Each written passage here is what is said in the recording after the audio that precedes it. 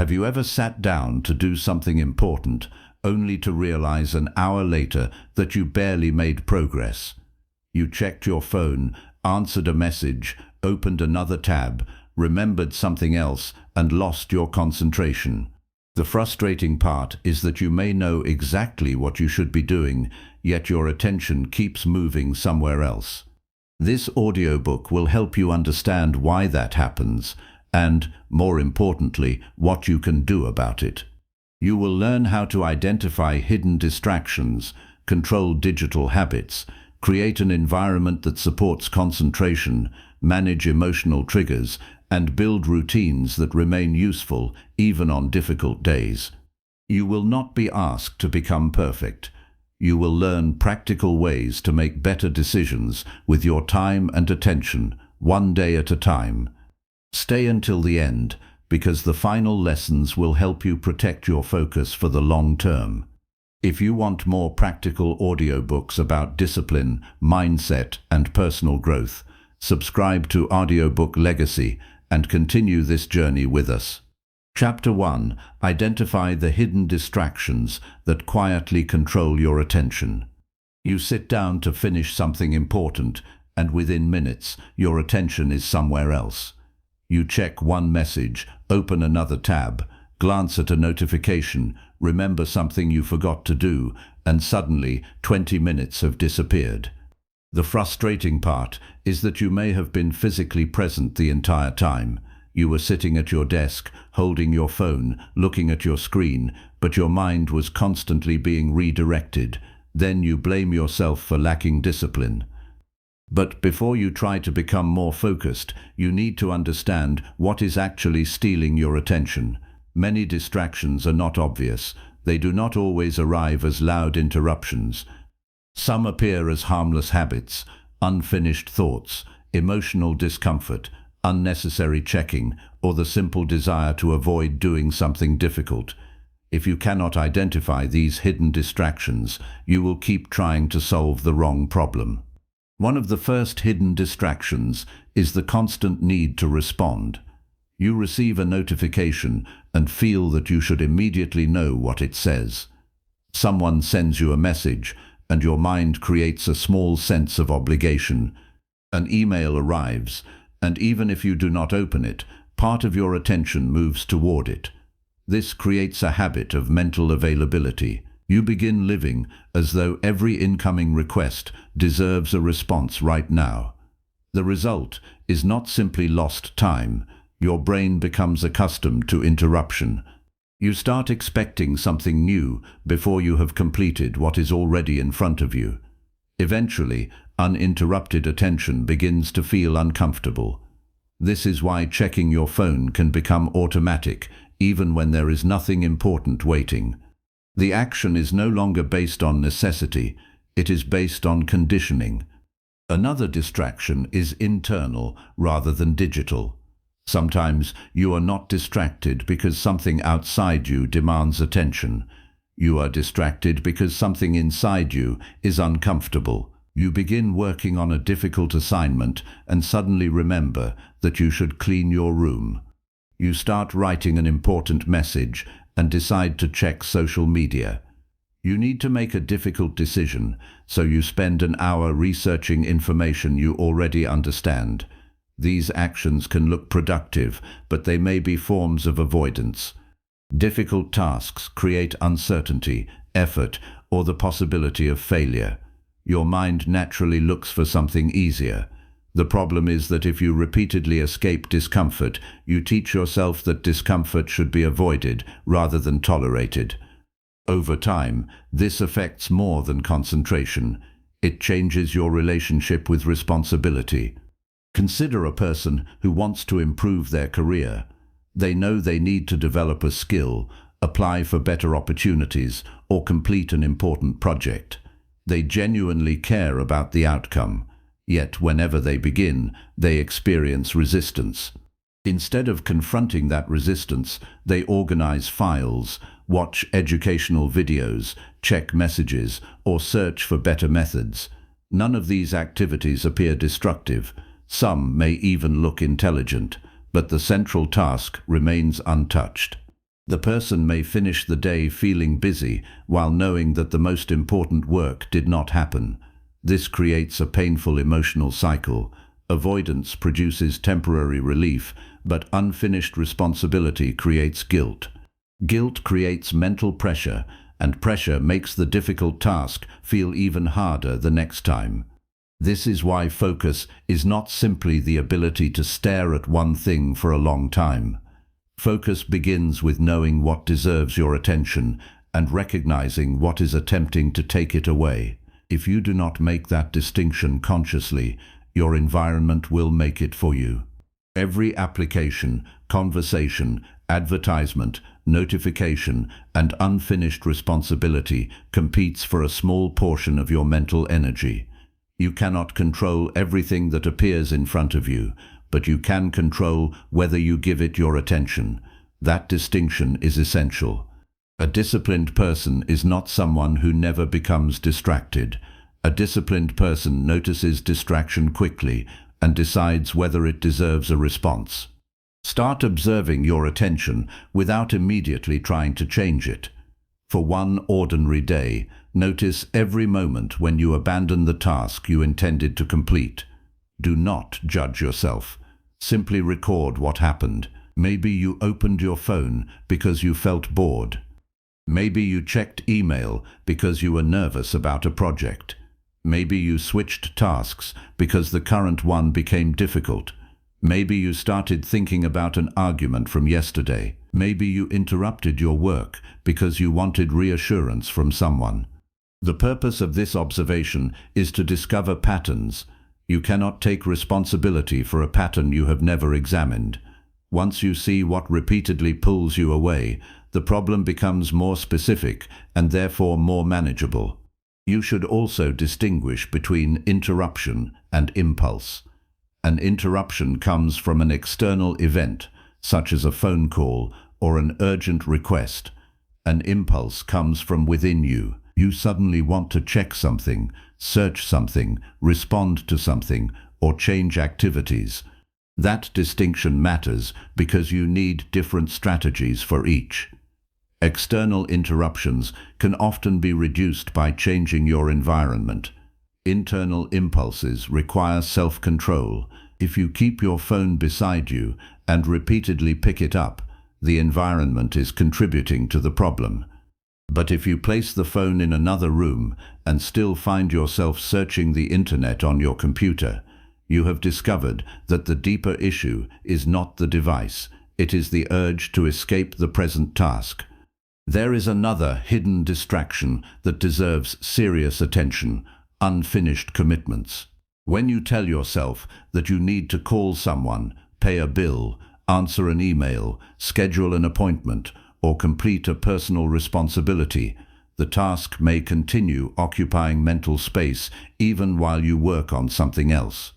You may not consciously think about it every second, but the unresolved obligation creates background pressure. One practical solution is to stop keeping important commitments only in your head. Write them down and decide when you will address them. A clear external system reduces the need for your mind to repeatedly remind you. This does not eliminate responsibility. It makes responsibility more organized. Your emotional state also determines where your attention goes. When you are anxious, your mind searches for threats. When you are angry, it returns to the event that caused the anger. When you are disappointed, it may repeatedly reconstruct what happened. When you are bored, it searches for stimulation. Expecting perfect concentration while ignoring these emotional conditions is unrealistic. The Stoic approach is not to demand that emotions disappear before action begins. It is to recognize the emotion without allowing it to automatically determine behavior. You can feel anxious and still complete the next task. You can feel bored and continue reading. You can feel uncertain and still make a responsible decision. Self-control becomes meaningful precisely when your internal state gives you reasons to abandon it. This requires accepting an uncomfortable truth. Attention is influenced by what you repeatedly practice. Every time you interrupt yourself unnecessarily, you strengthen that behavior. Every time you remain with a difficult task, despite discomfort, you strengthen a different behavior. Your daily choices are training something, whether you intend them to or not. This does not mean you need perfect discipline every hour. It means you should pay attention to repetition. One distracted moment is insignificant. A pattern repeated hundreds of times becomes part of your normal behavior. The goal is therefore not to become obsessed with avoiding every distraction. The goal is to stop allowing small impulses to become automatic decisions. Tomorrow, when you begin an important task, pause before you start and ask yourself one simple question. What is most likely to pull me away from this? If you already know that messages tempt you, remove them. If boredom makes you switch tasks, decide in advance that you will continue for a defined period. If uncertainty causes endless research, establish a point at which you must act with the information you have. If an unresolved responsibility occupies your thoughts, record it and schedule it. You are not trying to create a perfect world where distraction does not exist. You are creating conditions in which your decisions are stronger than your impulses. The deeper lesson is that losing focus often begins long before you notice yourself distracted. It begins with small permissions, one unnecessary check, one avoidable interruption, one escape from discomfort, one unfinished commitment, one impulse that you obey without examination. Over time, these permissions shape your habits and influence how you spend your days. The first step toward mastering focus is therefore not forcing yourself to concentrate harder. It is becoming honest about what repeatedly receives your attention and deciding what deserves it instead. Once you can identify the forces competing for your mind, you can begin removing the distractions that do not belong there. And that leads to the next challenge, understanding which distractions should not merely be resisted, but deliberately eliminated from your environment. Chapter 2: Eliminate unnecessary inputs that repeatedly interrupt your mental concentration. The moment you begin removing distractions, you discover something important. Not everything entering your mind deserves to enter your day. Modern life gives you almost unlimited access to information, opinions, entertainment, updates, conversations, recommendations, and alerts. The difficulty is not finding something to consume. The difficulty is deciding what should be allowed into your attention in the first place. You may begin the morning by reading the news, checking several social platforms, opening your email, watching a short video, and scanning a few headlines before you have even decided what matters that day. Nothing feels particularly harmful. Yet by the time you begin your most important work, your mind has already processed dozens of unrelated subjects. You are asking yourself to concentrate after spending the first part of the day teaching your attention to move constantly. This is where elimination becomes more powerful than resistance. If you repeatedly expose yourself to unnecessary inputs, you create a problem that requires continuous self-control. You have to ignore another notification, resist another website, dismiss another alert, and close another application. That demands effort throughout the day. A more intelligent approach is to reduce the number of decisions you must make. When an input is consistently unnecessary, remove it instead of repeatedly fighting its presence. If a news notification does not help you perform your responsibilities, turn it off. If an application sends updates that rarely require action, disable them. If several newsletters provide information you never use, unsubscribe. These are small decisions, but they change the number of demands competing for your attention. The psychology behind this matters because the brain does not treat every piece of information as completely separate. When new material arrives, your mind has to determine whether it matters, whether it requires action, whether it should be remembered, and whether it connects to something you already know. Even when the answer is no, some processing has occurred. This is especially important when inputs arrive repeatedly. A notification does not need to contain something important to interrupt you. Its mere appearance creates a question. What is that? Should I check it? Could it matter? That brief uncertainty can be enough to move your attention away from the work in front of you. When this happens dozens of times, the cost is not measured only by the seconds spent checking. The larger cost is the repeated movement of your mental attention. Consider your email inbox. Many people treat every incoming message as if it has equal importance, simply because the messages arrive through the same channel. A colleague sends a question, a company sends a promotion, a service sends an automated reminder. Someone replies to a conversation that can wait until tomorrow. Your inbox becomes a mixture of responsibilities, information, marketing, and low-priority requests. If you constantly monitor it, you allow other people's timing to influence your concentration. A more deliberate system is to decide when email deserves your attention. Check it during specific periods, process what requires action, archive what does not, and return to your primary work. This is not ignoring responsibility. It is creating a boundary around when responsibility receives your attention. The same principle applies to social media, but the deeper issue is not simply how much time you spend there. The more important question is what kind of mental state the content creates. You may spend 15 minutes looking through posts and feel as though you have done nothing unusual. Yet, during those 15 minutes, you have encountered other people's achievements, arguments, opinions, purchases, problems, entertainment, and personal updates. Your mind has moved through many unrelated contexts. You may return to your own work carrying emotional reactions that did not exist before you opened the application. You might feel behind after seeing someone's success, irritated after reading an argument, restless after consuming rapid entertainment, or dissatisfied after comparing your ordinary afternoon with someone else's carefully selected moment.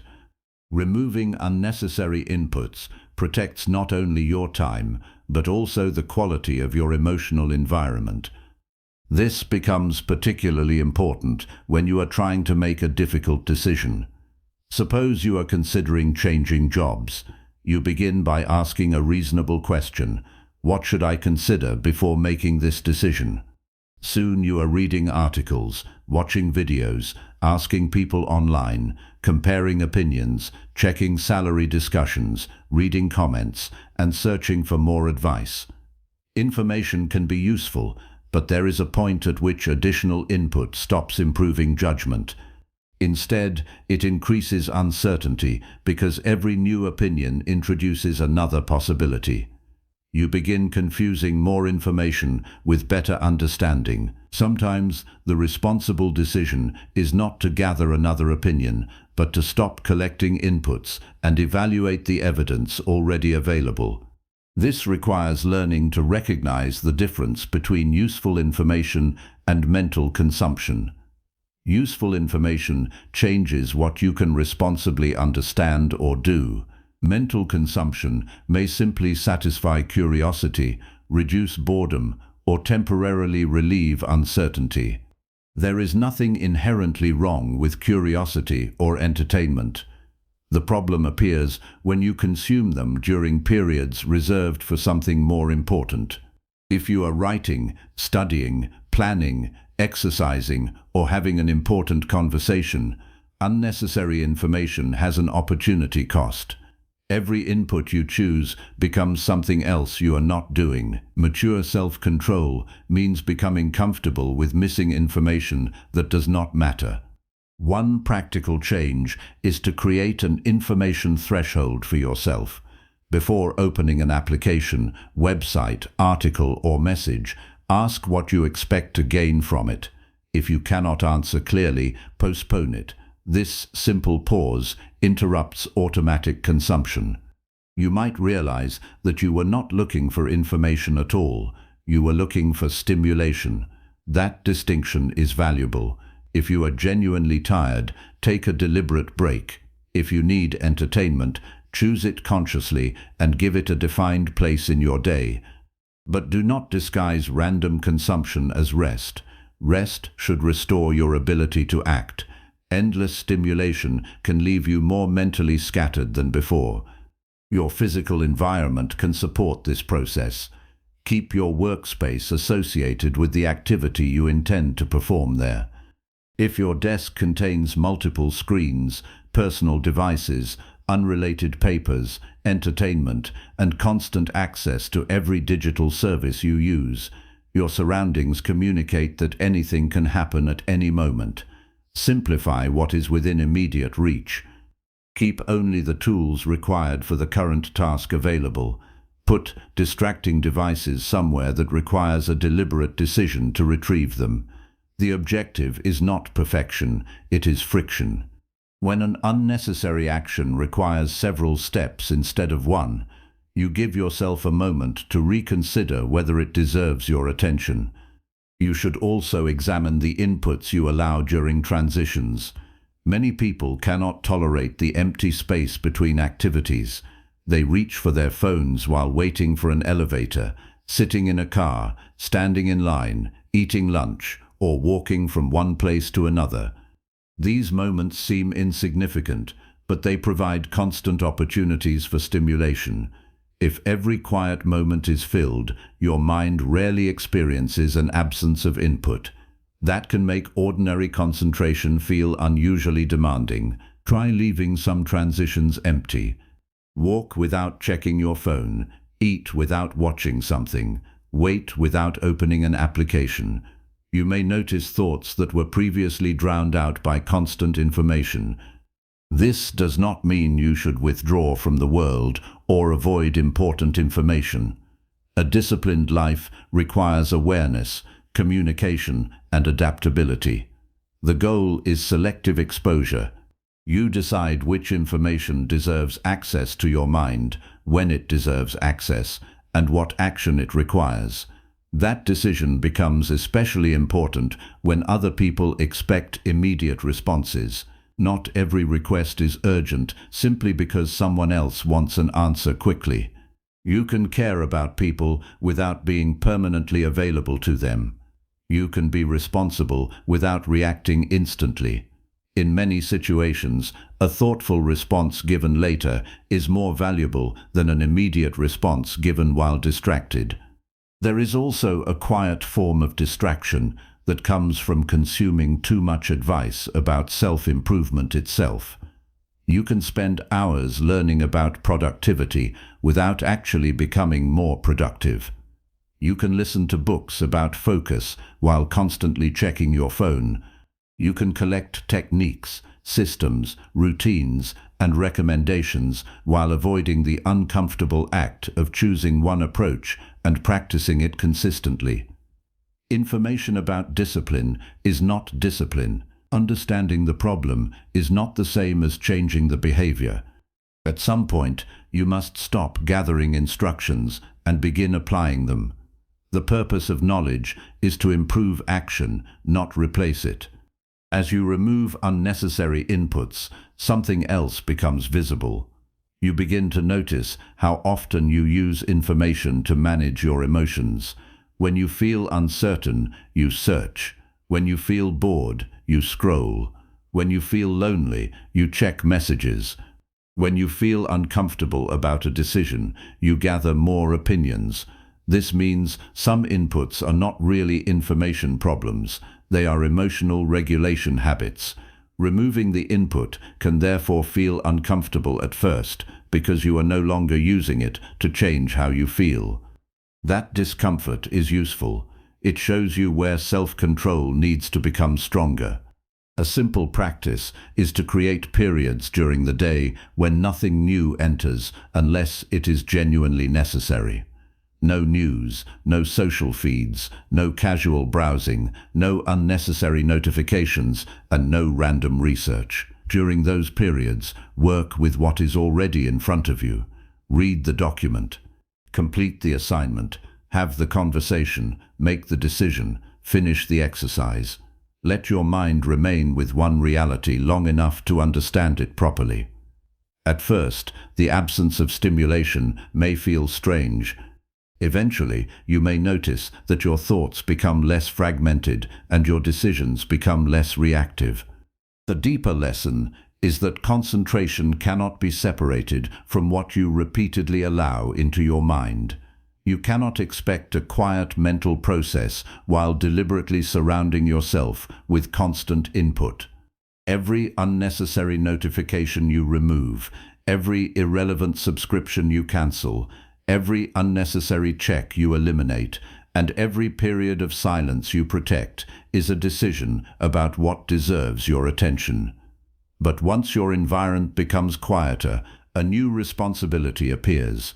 You will no longer be able to blame every interruption on the outside world.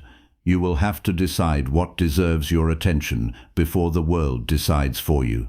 And that is where focus becomes less about removing noise and more about choosing, with precision, what matters most. Chapter 3. Design an environment that makes focused work easier. You can understand everything about focus and still struggle to concentrate if the place where you work constantly encourages the opposite behavior. You may sit at the same desk every morning, open your laptop, and tell yourself that today will be different, yet the environment around you quietly makes concentration harder. The chair may be uncomfortable, the screen may contain 10 unrelated tabs, your phone may be within reach. Other people may interrupt without warning. Your workspace may be associated with entertainment, eating, messaging, and relaxation just as strongly as it is associated with serious work. In that situation, concentration becomes a negotiation you must repeat every few minutes. A better approach is to stop treating your environment as something neutral. Your surroundings influence what feels normal, convenient, and automatic. If you deliberately design them, you can make focused behavior easier before willpower is required. The first principle is simple.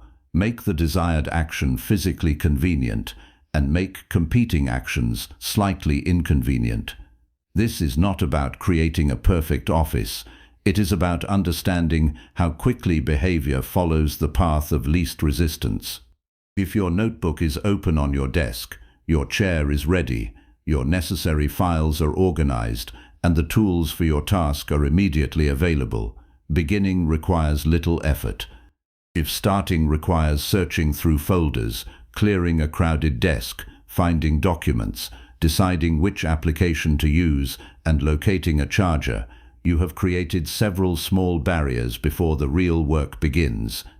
None of these barriers is serious, but together they increase the likelihood that you will choose something easier. Preparation is therefore part of focus. The workday does not begin when you start working. It begins when you prepare the conditions under which working becomes straightforward. Think about a student who intends to study for an examination after dinner. If the textbook is buried inside a backpack, notes are scattered across several applications, the desk is covered with unrelated objects, and the television is playing in the same room, the student must make multiple decisions before studying begins. Compare that with a prepared environment where the required materials are already arranged, the study surface is clear, and the entertainment devices are outside immediate reach. The second student does not necessarily possess greater discipline. The environment simply demands fewer acts of resistance. This distinction matters because sustainable discipline should not depend on fighting unnecessary obstacles. Responsible people do not only ask, "How can I force myself to work?" They also ask, "What can I change so that working becomes the obvious next action?" Your environment also carries associations. If you always use your bedroom for entertainment, social media, gaming, and work, your brain receives mixed signals about what that space means. You sit down, intending to complete a report, but the same chair is associated with watching videos and relaxing. That does not make concentration impossible, but it makes the transition more difficult. Whenever possible, give different spaces clearer functions.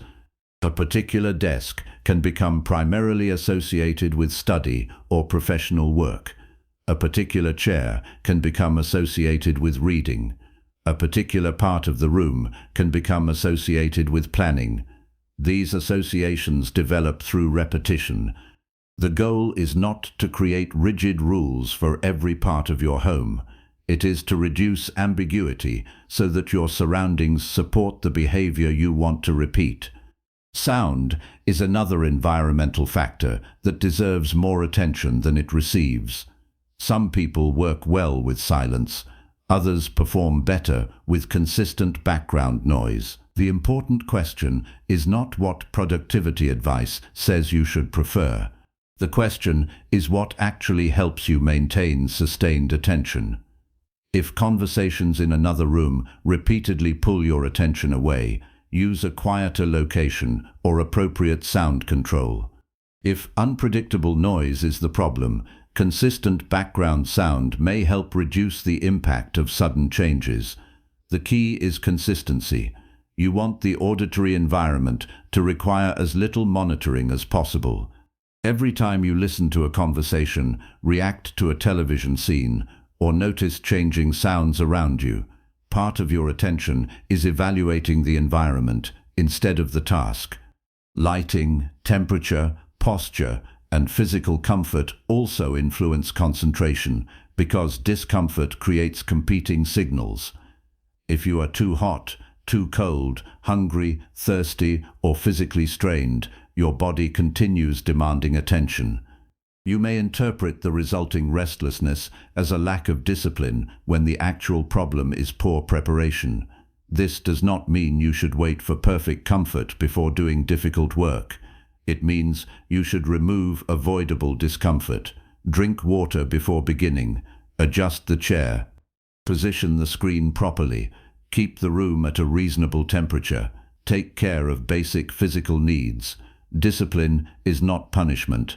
It is the intelligent management of conditions that support responsible action. The visual environment matters as well. A crowded workspace creates numerous small invitations to switch attention. Papers that need sorting, objects that need organizing, packages that need opening, and reminders that require action all compete for awareness. You may not consciously focus on them, but your mind can register their presence. A clean workspace does not automatically make you productive, but it reduces the number of unrelated visual demands.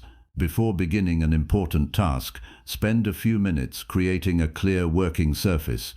Remove objects unrelated to the activity. Keep only what you need. This small ritual can also serve as a psychological transition between scattered activity and deliberate work. Your computer environment deserves the same level of attention as your physical environment. Many people carefully organize their desk while leaving their digital workspace chaotic. Their desktop contains dozens of files. Their browser opens with multiple tabs. Applications send reminders.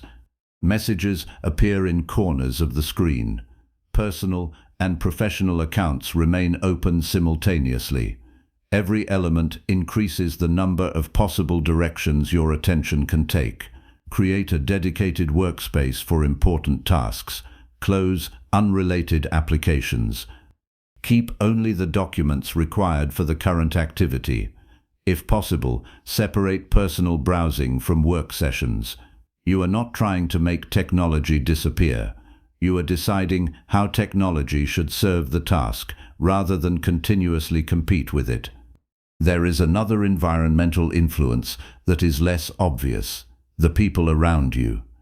Your concentration is affected by the expectations of those who share your space. If everyone around you treats constant interruption as normal, you may feel guilty when you stop responding. If coworkers regularly walk over to ask minor questions, You may begin expecting interruption before it happens. If your family assumes that being at home means being available, focused work becomes difficult unless expectations are clearly established. Communicating your boundaries can feel uncomfortable, but clarity is often kinder than silent frustration. Let people know when you are available and when you need uninterrupted time. When possible, create visible signals that communicate whether you can be interrupted. A closed door, headphones, or a defined schedule can reduce uncertainty for everyone. Your environment should also make stopping less convenient when the activity is something you are trying to reduce. If you frequently watch entertainment during work hours, do not keep the service open on your primary work screen. If you tend to browse unrelated websites, consider using tools that temporarily restrict access during scheduled work periods. If gaming interrupts your planned routine, keep the equipment unavailable during the hours reserved for important responsibilities. The principle is straightforward. Do not rely entirely on a moment-by-moment decision when you can alter the conditions surrounding that decision. Self-control remains necessary, but intelligent design reduces how often self-control must be tested. At the same time, do not turn environmental design into another form of procrastination. You can spend 3 hours reorganizing your desk, choosing the perfect application, creating elaborate productivity systems, and purchasing equipment while avoiding the actual work. The environment should support action, not become a substitute for it. Give yourself a limited preparation period. Make the necessary changes, then begin. A functional workspace created in 10 minutes is more valuable than a perfect workspace that consumes an entire afternoon. The measure of environmental design is not how organized it looks. The measure is whether it makes meaningful action easier. You can strengthen these effects by creating a consistent beginning ritual. Use the same sequence before important work. Prepare the space, open the required material, decide what outcome you are working toward, and begin. Repeating the sequence teaches your brain that these actions signal a transition into focused activity. The ritual should remain simple enough that it does not become another task. Its purpose is to reduce the mental negotiation that often occurs before starting. You are not waiting to feel motivated. You are creating a reliable process that tells you what happens next. The deeper lesson is that self-discipline is not only expressed through what you resist, it is expressed through what you deliberately arrange. A person who repeatedly places themselves in situations that encourage distraction is making a decision too, even if that decision is unconscious. You are responsible not only for your actions, but also for many of the conditions that shape those actions. You cannot control every environment, especially when you work in shared spaces, travel, study in public, or manage unexpected responsibilities. But you can usually control more than you assume. You can choose where to sit, what remains visible, what stays within reach, when interruptions are acceptable, and what tools are prepared before you begin. Eventually, however, even a carefully designed environment leaves you with an important decision. You can remove distractions, organize your surroundings, and create conditions that support concentration, but you still cannot give equal attention to everything that matters.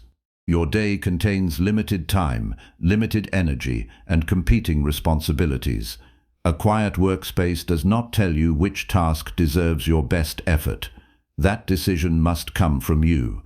And once your environment stops competing with your attention, the next challenge becomes unavoidable, deciding what deserves your attention first. Chapter 4. Prioritize one meaningful task before responding to everything else. Your day can be completely full and still leave you wondering what you actually accomplished. You answer messages, attend meetings, respond to requests, check small tasks from your list, and solve problems that appear unexpectedly. By evening, you may feel exhausted because you were active from morning until night. Yet the one task that could have meaningfully changed your situation remains unfinished. This is one of the most difficult problems in modern work. Activity feels productive because it produces visible movement, while meaningful progress often requires quiet attention and delayed results. When everything appears important, you begin treating every request as equal. That is when your priorities disappear. The first decision you need to make each day is not what you will do. It is what deserves your best attention before everything else begins competing for it. A meaningful task is not necessarily the largest task or the task that takes the most time. It is the task whose completion creates significant progress towards something you genuinely value. For one person, it may be writing an important proposal. For another, it may be studying for a professional examination, completing a difficult project, preparing for an important conversation, or exercising consistently. The specific task changes, but the principle remains stable. Identify the responsibility that matters most and give it protected attention before lower value demands consume your available energy. This becomes difficult because the human mind tends to prefer immediate completion over meaningful progress. Small tasks provide quick evidence that something has been accomplished. You answer an email and it disappears from your inbox. You wash the dishes and the kitchen looks different. You respond to a message and receive an immediate response. Important work often provides no such immediate reward. You may spend 2 hours writing and still have a document that requires another 10 hours. You may study for an examination and feel no immediate transformation. You may exercise for weeks before noticing a meaningful physical difference. Because the reward is delayed, your mind can become attracted to smaller tasks that provide faster emotional satisfaction. This creates a dangerous pattern in which you use minor responsibilities to avoid major responsibilities without consciously admitting that you are avoiding them. You tell yourself that you need to clear your inbox before beginning the project. Then you reorganize your files. Then you answer a few messages. Then you check whether anyone needs something from you. By the time you finally approach the important task, your mental energy has already been divided among several unrelated activities. Nothing you did was necessarily irresponsible. The problem was the order. A responsible task performed at the wrong time can still interfere with a more important responsibility. Prioritization, therefore, requires accepting that some things must wait. This can be uncomfortable because delaying a request may create guilt.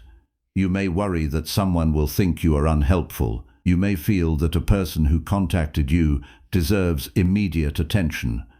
But responsiveness and responsibility are not identical. If you constantly respond to whatever appears first, you allow other people's priorities to determine the structure of your day. Sometimes the most responsible decision is to complete your most important obligation first and respond afterward. You are not refusing to care about other people. You are recognizing that your attention has limits and must be allocated deliberately. A useful way to practice this is to choose your primary task before opening communication channels. Before checking email, messages, social platforms, or workplace updates, identify the one outcome that would make the day meaningfully successful. Then define what completion actually means. Work on my project is too vague. Complete the first draft of the introduction gives your attention a concrete destination.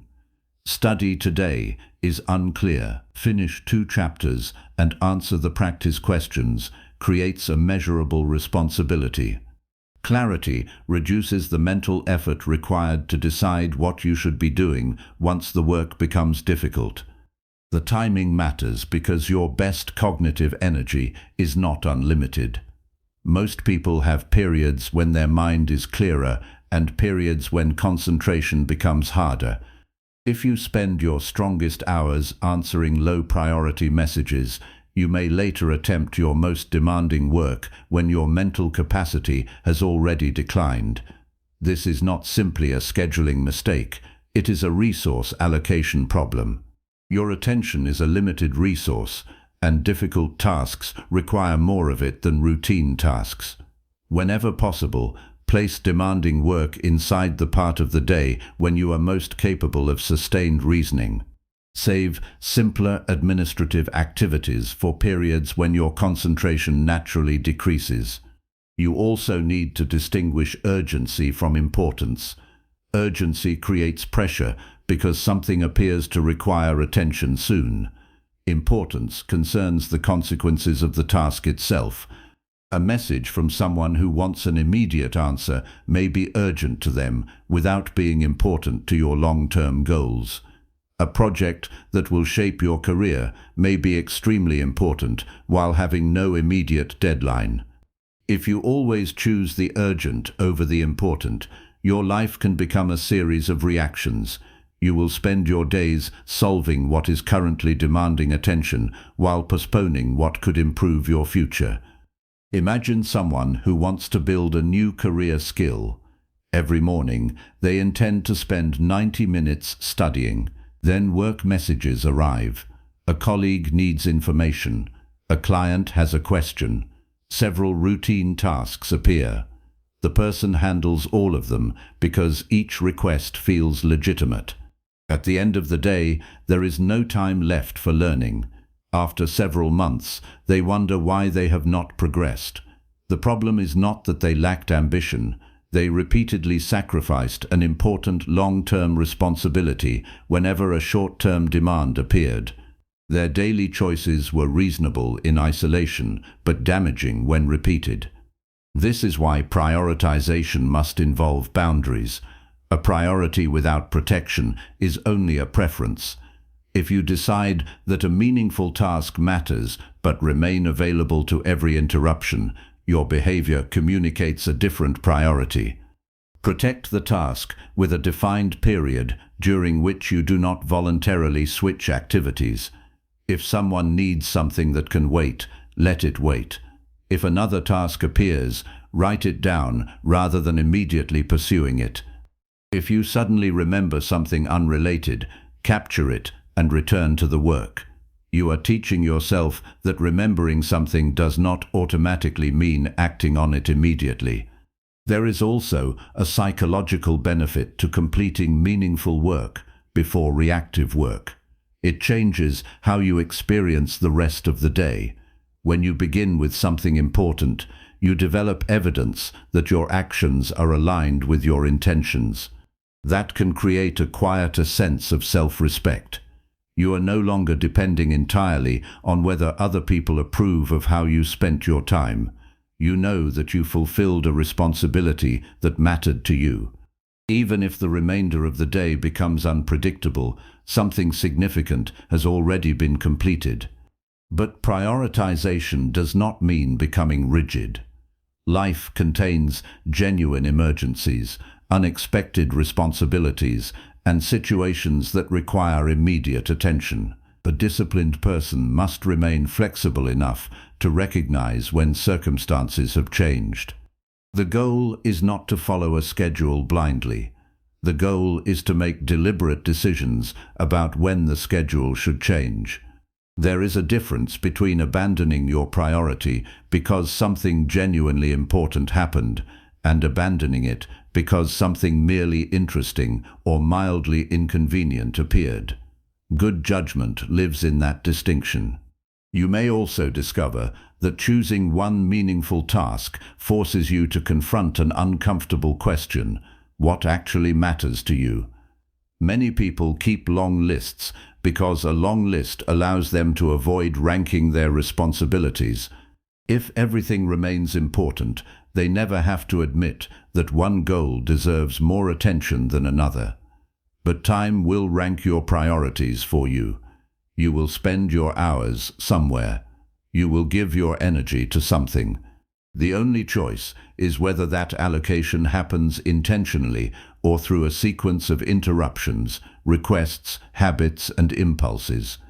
Try ending each evening by identifying the most meaningful task for the following day. Do not create a long list designed to make you feel organized. Choose the responsibility that would create the greatest meaningful progress. Prepare what you need before going to sleep. When morning arrives, begin there before allowing lower priority activities to claim your attention. If the task feels difficult, remain with it long enough to make real progress. The purpose is not to finish everything early. The purpose is to stop giving your highest quality attention to whatever happens to arrive first. Eventually, this practice changes your relationship with unfinished tasks. You begin understanding that not everything deserves immediate completion. Some things can remain unanswered for a few hours. Some can wait until tomorrow. Some can be delegated. Some can be removed entirely. And some deserve your full attention because they represent responsibilities you have chosen for yourself. This is the deeper meaning of prioritization. Accepting that every yes to one activity is also a no to another use of your time. When you consistently choose the meaningful task first, you gain something more valuable than a productive morning. You develop evidence that your attention can follow your values instead of merely following whatever demands it. But choosing the right task is only the beginning.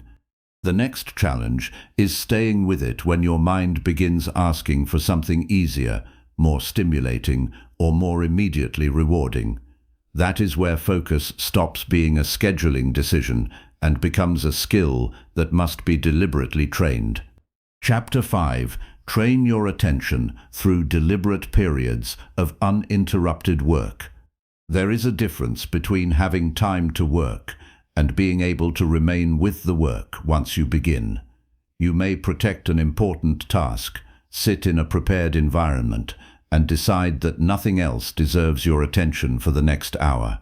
Then, 10 minutes later, your mind becomes restless. You want to check something. You remember another task. You feel an urge to stand up. The work suddenly seems less interesting than it did when you planned it. This is where many people misunderstand focus. They think concentration should appear naturally once distractions are removed. But attention is not simply something you possess. It is a capacity that becomes stronger or weaker according to how you use it. If you are accustomed to changing activities whenever discomfort appears, sustained attention will initially feel difficult. The answer is not to demand perfect concentration immediately. The answer is to train it deliberately. Uninterrupted work begins with a decision about duration. Instead of telling yourself that you will concentrate for as long as possible, choose a defined period that is challenging but realistic. Someone who rarely works without checking their phone may begin with 20 minutes. Someone with more experience may choose 45 or 60 minutes. The important factor is not the number itself. It is that the period has a clear beginning and end, and during that period you do not voluntarily change activities. This gives your mind a specific rule. You are not asking whether you feel like continuing every few minutes. You have already decided. The question becomes whether you will follow the decision you made before discomfort appeared. This matters because concentration often weakens at predictable moments. The beginning may feel easy because the task is still fresh. After several minutes, the novelty decreases. Then your mind notices the effort required. You may encounter a difficult paragraph, an unfamiliar problem, an error in your work, or a decision you would rather postpone. At that moment, an alternative activity becomes unusually attractive. The phone seems interesting. A message suddenly feels urgent.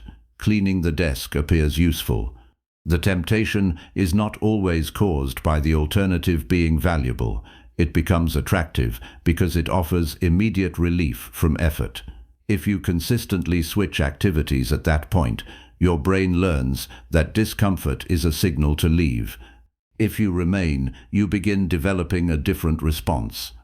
The goal of uninterrupted work is therefore not merely to produce more output. It is to change your relationship with resistance. You learn that an uncomfortable moment does not require an immediate behavioral response. This is an important form of self-control. You can notice boredom without obeying it. You can experience uncertainty without immediately searching for an answer. You can recognize frustration without abandoning the task. You can feel mentally tired without automatically assuming that you must stop. This does not mean ignoring genuine physical or psychological needs. It means becoming capable of distinguishing between a legitimate reason to stop and a temporary desire to escape effort. One useful practice is to create a distraction capture system during your work period. When another thought appears, do not follow it. Write it down in a simple place and return to the task. You might suddenly remember that you need to buy something, respond to a message, research a question, or make an appointment. Recording the thought reassures you that it will not be forgotten without allowing it to take over the current session. Over time, you will discover that many thoughts lose their urgency once they are written down. The mind often exaggerates the importance of immediate action because it fears forgetting. A simple external record allows you to preserve the information without sacrificing the present task. You should also learn to recognize the difference between productive stopping and impulsive stopping. Productive stopping happens when you have reached the end of a planned session, completed the intended objective, or reached a point where continuing would meaningfully reduce the quality of your work. Impulsive stopping happens because the task became uncomfortable, boring, confusing, or temporarily unrewarding. The two can feel remarkably similar in the moment. That is why making the decision before beginning is so useful. If you decide in advance that you will work for 30 minutes, you do not have to negotiate with yourself at minute 17. The rule was established while your judgment was clear. This is similar to physical training. A person who has never exercised cannot reasonably expect to perform at the level of someone who has trained consistently for years. Mental endurance develops in the same way. If your attention has been repeatedly divided by constant switching, start with manageable periods and increase gradually. You might work for 25 minutes for several days, then extend the period when remaining engaged becomes easier. The progression should be challenging without becoming unrealistic. If every session feels like a battle that you are likely to abandon, the system is too demanding. The purpose is to build reliability, not to create dramatic tests of willpower. Your posture toward boredom also matters. Modern entertainment often provides rapid changes in stimulation. One piece of content ends and another begins almost immediately. One conversation becomes another. One search leads to another. Your mind becomes accustomed to frequent novelty. Deep work operates differently. A single activity may remain unchanged for a long time. There may be no immediate emotional reward. The work can feel ordinary. Instead of interpreting that feeling as evidence that something is wrong, learn to recognize it as a normal part of sustained attention. Boredom does not necessarily mean the task lacks value. Sometimes it simply means your mind is no longer receiving constant novelty. Reading provides a simple way to practice this skill. Choose something that requires genuine attention and read without switching to another activity. When your mind wanders, notice where it went and return to the sentence. You do not need to become frustrated with yourself. Each return is part of the training. The same principle applies to studying, writing, analysis, planning, and creative work. Concentration does not mean that your mind never wanders. It means that you become better at noticing when it has wandered and bringing it back without unnecessary delay. Another valuable exercise is single tasking during ordinary activities. Eat without watching a video. Have a conversation without checking your phone. Walk without continuously consuming content. Complete a simple household task without listening to several unrelated inputs at once. These activities may appear too ordinary to matter, but they teach your attention to remain with one experience. If you constantly combine activities, you may begin believing that one activity alone is insufficient. Single tasking restores your ability to tolerate ordinary levels of stimulation. You should also pay attention to how you respond when your work becomes difficult.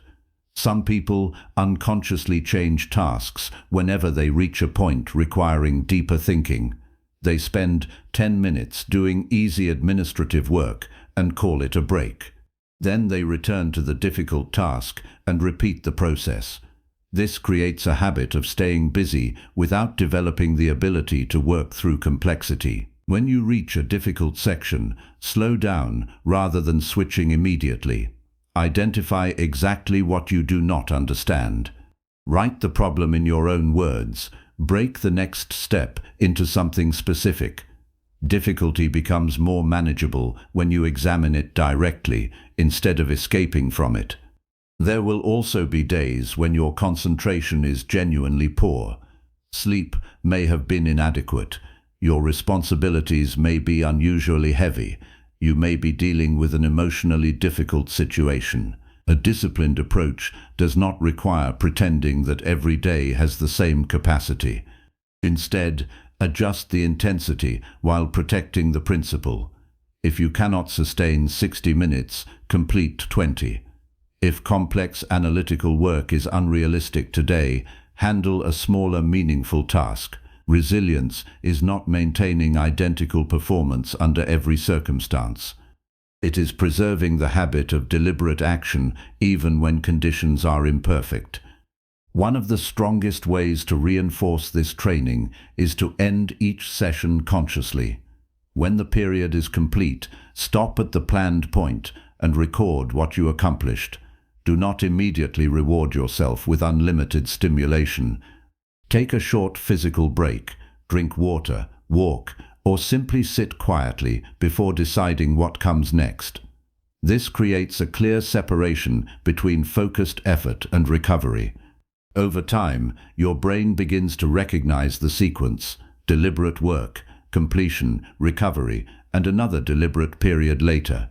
The structure makes concentration less dependent on mood. As these sessions become more consistent, something subtle changes. You begin trusting yourself more. You no longer need to wonder whether you can remain with an uncomfortable task, because you have repeated the experience enough times to know that discomfort can be tolerated. This confidence is different from motivational excitement. It is based on evidence. You have watched yourself continue when your mind wanted to switch. You have completed work without checking everything around you.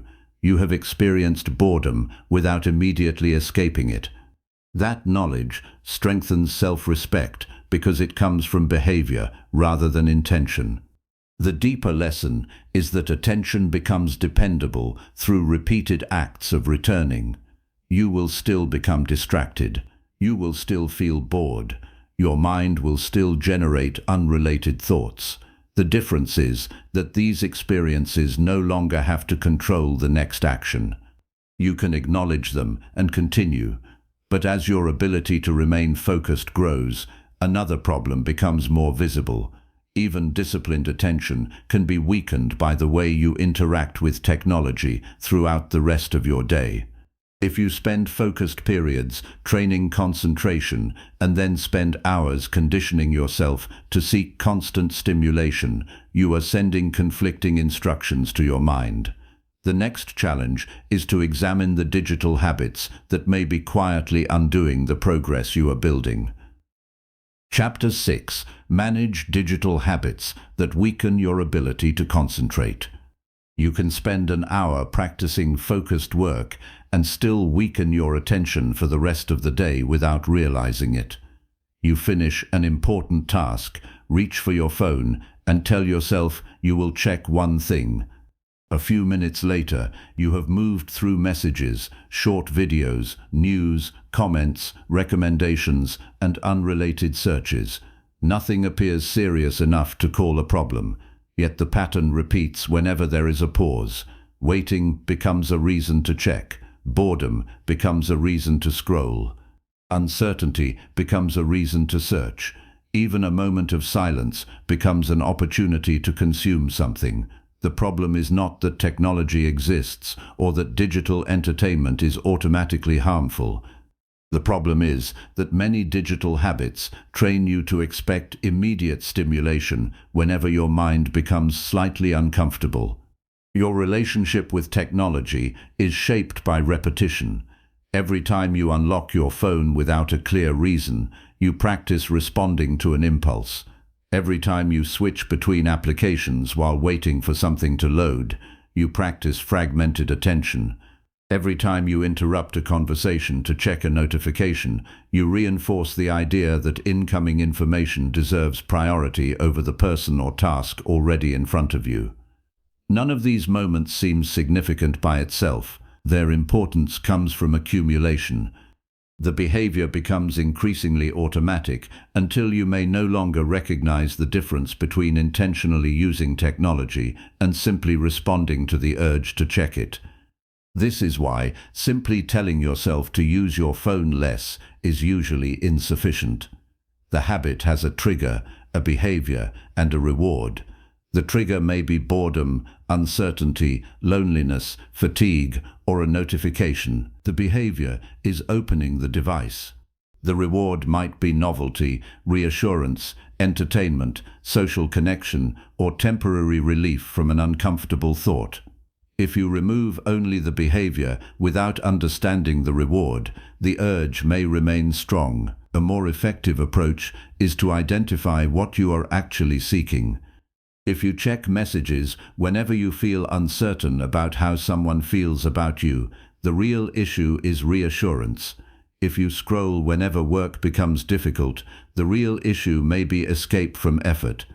If you search constantly because you fear making the wrong decision, the device is helping you postpone uncertainty rather than solve it.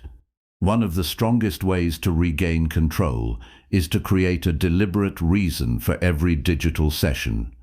Before opening an application, know what you intend to do there. If you open your email, decide whether you are reading, replying, or organizing. If you open a browser, know what question you are trying to answer. If you use social media, decide whether you are communicating, publishing, or intentionally spending a defined period being entertained. The point is not to make every interaction serious. The point is to distinguish use from reflex. When you cannot explain why you opened an application, close it and wait. That brief pause creates space between the impulse and the action. Your phone is particularly powerful because it combines communication, entertainment, information, navigation, shopping, banking, work, and personal memories in one object. Because it performs so many functions, you may carry it everywhere and treat it as necessary at all times. But usefulness does not require constant accessibility. You can keep a phone available for genuine needs while reducing its role during periods when concentration matters. Put it outside immediate reach when you are working. Keep it away during meals. Avoid carrying it into every room simply because you might receive something. The objective is not to reject technology. It is to decide when access is appropriate. Notifications deserve special attention because they reverse the normal direction of attention. Instead of you deciding when to interact with an application, the application effectively asks you to interact with it. A sound, vibration, banner, or badge creates a small demand for evaluation. Even when you ignore it, you have registered its presence. For non-essential applications, remove these signals. Keep alerts for genuinely important communication and eliminate the rest. You may discover that many notifications were never providing useful information. They were simply reminders that an application wanted another opportunity to enter your attention. The same principle applies to the visual design of your devices. A screen filled with badges, unread counts, recommendations, and promotional messages creates a constant sense of unfinished business. You may feel that there is always something waiting. Reduce that pressure by keeping your primary screen simple. Remove applications you rarely need. Organize the remaining ones according to actual frequency of use rather than commercial importance. Do not allow every service you have ever installed to occupy the most visible space. Your digital environment should reflect your priorities, not the priorities of companies competing for your attention. There is also a problem with rapid content switching. When you move from a short video to a message, from a message to an article, and from an article to a social feed, each transition requires a new mental context. The brain must adjust to different subjects, emotional tones, and expectations. After enough switching, sustained attention can feel unusually demanding because your mind has become accustomed to frequent novelty. This does not mean every short piece of content is damaging. It means you should occasionally give yourself longer experiences that require continuity. Read a full article without switching. Watch an entire lecture. Listen to a complete conversation. Spend time with material that does not constantly reset your attention. Digital habits can also affect your tolerance for delayed rewards. Many online interactions produce immediate responses. A message receives a reply. A post receives a reaction. A search produces an answer. A video provides entertainment within seconds. Important personal goals often operate differently. Learning, fitness, financial improvement, career development, and meaningful relationships require patience. If your daily digital behavior repeatedly rewards you instantly, slower goals may begin to feel unusually unrewarding. This can create a subtle form of impatience. You may know that something is valuable, but still feel drawn toward activities that produce faster emotional feedback. One way to counter this is to protect the beginning and end of your day from unnecessary digital stimulation. The first part of the morning often influences the mental direction of everything that follows. If you begin by consuming other people's priorities, opinions, emergencies, and entertainment, your own intentions can become less clear. Give yourself time to decide what matters before allowing external information to dominate your attention. The evening matters for a different reason. Constant digital stimulation before sleep can keep your mind engaged when it should be transitioning toward rest. Establish a period in which your phone is no longer the center of your attention. Read, prepare for tomorrow, speak with someone, or simply allow the day to become quiet. You should also examine how technology affects your conversations. A person can be physically present while mentally divided between the conversation and the possibility of another message. Repeatedly checking a phone during a conversation communicates something about attention, even if no words are spoken. More importantly, it trains you to treat one human interaction as incomplete unless another source of stimulation is available. Practice giving people your full attention when the situation deserves it.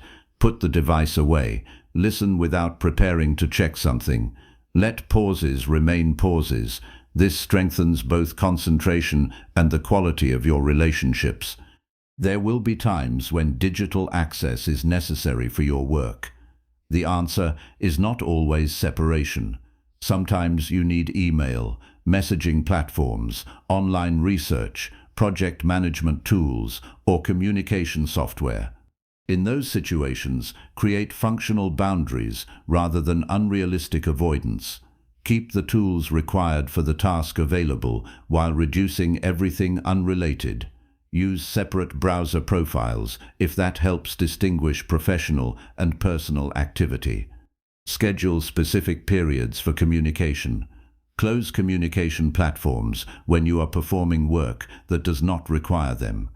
The goal is to make the digital environment predictable enough that you remain in control of why you are online. A particularly important habit is resisting the urge to fill every moment of waiting. If an appointment is delayed, you may instinctively reach for your phone. If a file is downloading, you may open another application. If you are standing in line, you may search for something to watch. Try occasionally allowing the waiting period to remain empty. You may feel restless at first. That restlessness is information. It shows how strongly your mind has come to expect stimulation. You do not need to eliminate boredom. You need to become comfortable enough with it that boredom no longer controls your behavior. The Stoic perspective is useful here because it separates what technology can offer from what you actually control. You cannot determine what other people send you. You cannot control every recommendation an application displays. You cannot prevent companies from competing for attention. But you can decide when you look, how long you stay, what you respond to, and whether an impulse deserves action. Responsibility begins at that point of choice. The device is not making every decision for you. Your habits are participating in the process. That means your habits can also be changed. Do not attempt to transform everything in one day. Choose the digital behavior that causes the greatest interference and change that first. Perhaps it is checking your phone immediately after waking. Perhaps it is using social media during work. Perhaps it is carrying your phone into every conversation. Perhaps it is searching endlessly whenever you feel uncertain. Create one clear rule and practice it until it becomes familiar. Then address another behavior. Sustainable self-control is built through repeated decisions that you can actually maintain, not through temporary extremes that collapse under ordinary life. Eventually, technology becomes less emotionally demanding when you stop treating every digital signal as a command. You can hear a notification without checking it. You can feel curious without searching immediately. You can be bored without scrolling. You can finish a task before responding to a message. These small moments reveal a larger change. You are becoming capable of experiencing an impulse without automatically obeying it. Yet, digital habits are only one source of that impulse. Even after you control your devices, your own emotions can still pull your attention toward worry, frustration, anger, comparison, and unresolved concerns. The next challenge is more internal and more difficult, learning how to remain focused when the strongest distraction is not coming from a screen, but from your own emotional state. Chapter 7. Control emotional triggers that pull your mind away. You can remove your phone from the room, close every unnecessary application, organize your workspace, and still lose an entire hour inside your own thoughts. A difficult conversation from yesterday suddenly returns while you are working. An unanswered message makes you wonder what someone meant. A mistake from last week creates a wave of embarrassment. An uncertain decision keeps demanding another mental review. Nothing external has interrupted you, yet your attention has disappeared. This is one of the hardest forms of distraction because you cannot simply close a window or turn off a notification. Emotional distraction travels with you. It can appear while you are studying, driving, exercising, eating, working, or trying to sleep. Learning to focus therefore requires more than controlling your surroundings. You must also learn what happens when your emotions demand immediate attention. Emotions are not enemies of concentration. They are signals about what your mind considers significant. Anxiety may indicate uncertainty. Anger may indicate that you believe a boundary has been crossed. Disappointment may indicate that an expectation was not met. Embarrassment may indicate that you are concerned about how others perceive you. The problem begins when the emotional signal becomes an instruction. You feel anxious, so you check for reassurance.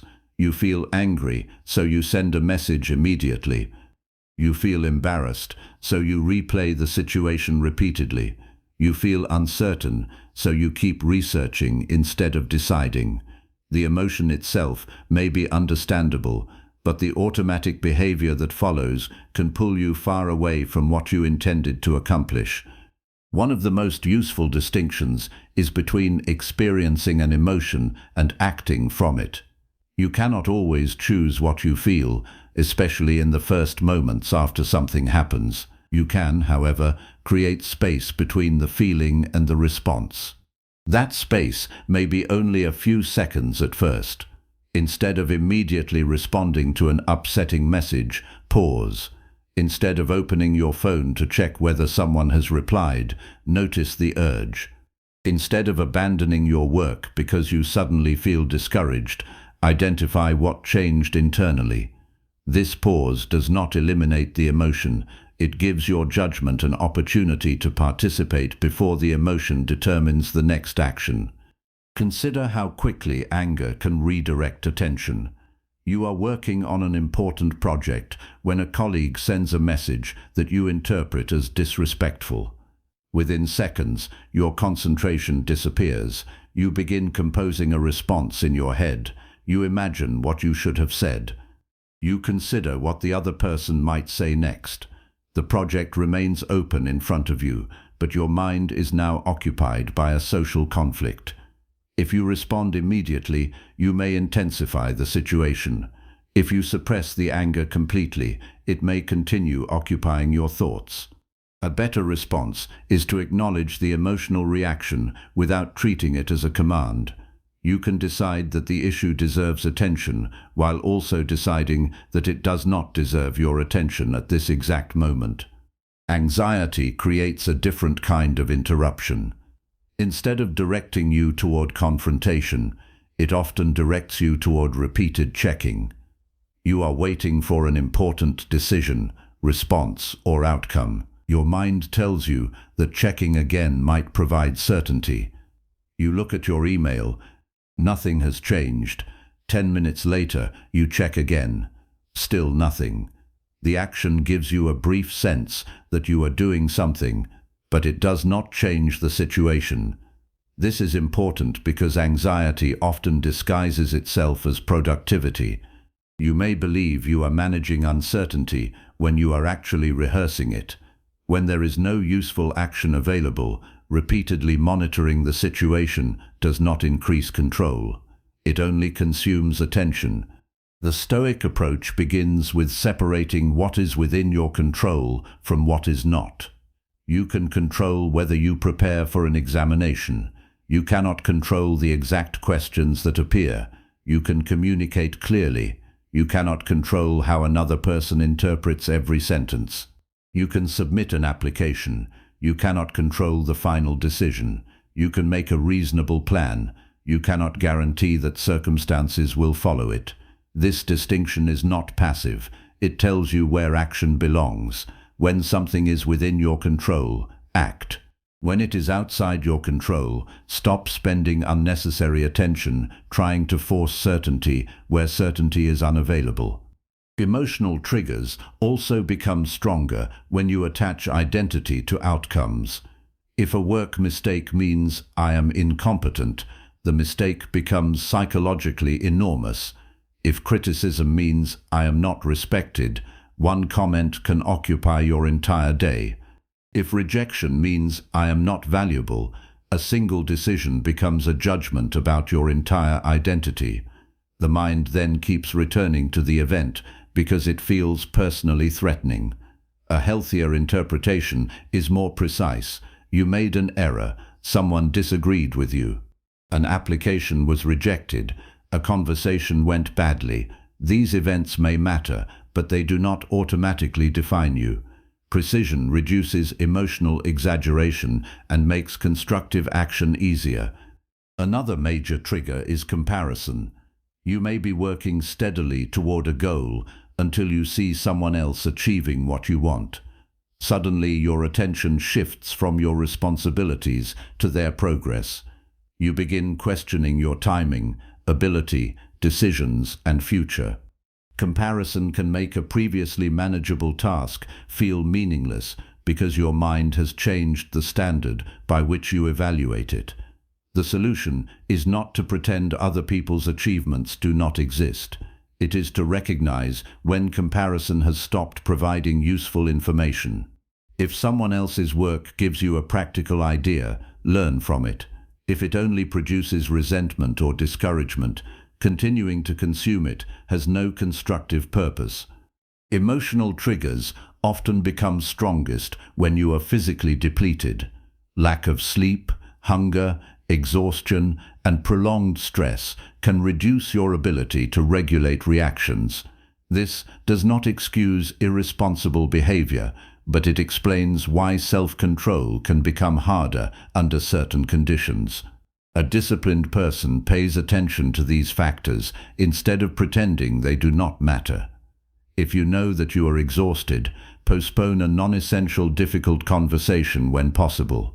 If you are hungry and irritable, address the physical problem before making a major judgment about your life. Good self-control includes knowing when your current state is likely to distort your interpretation.